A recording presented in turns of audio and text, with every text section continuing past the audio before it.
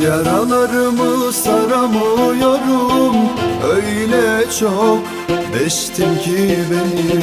Geceleri yatamıyorum, beni bırakıp ele gittin diye. Yaralarımı saramıyorum, öyle çok deştin ki beni.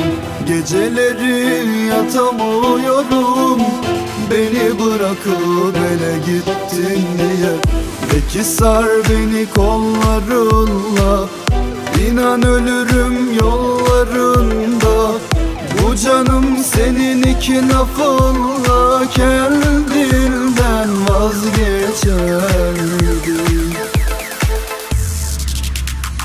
Hiç mi hiç insafın yok senin zalim yarın? Böyle zamansız vedasız gittin, terk ettin. Gözlerim dolmuş şimdi, yaralı bir serçe gibi. Düşünüyorum ağlasam mı, ağlamasam mı? Hiç mi hiç insafın yok senin zalim yarın?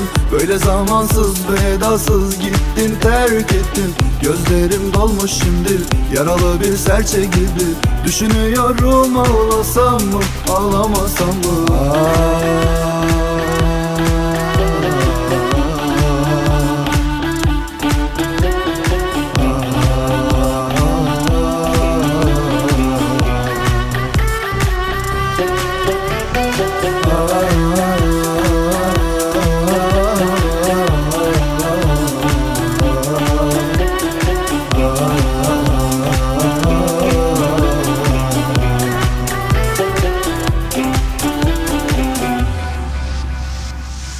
Ne dertleri çektim attım ben bu başımdan. Üzüldüm ağlamadın sen gözyaşımdan.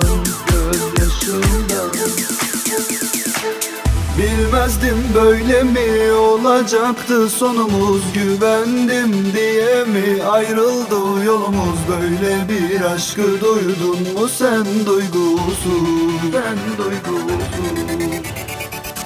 Bilmezdim böyle mi olacaktı sonumuz, güvendim diye mi ayrıldı yolumuz? Böyle bir aşkı duydun mu sen duygusuz?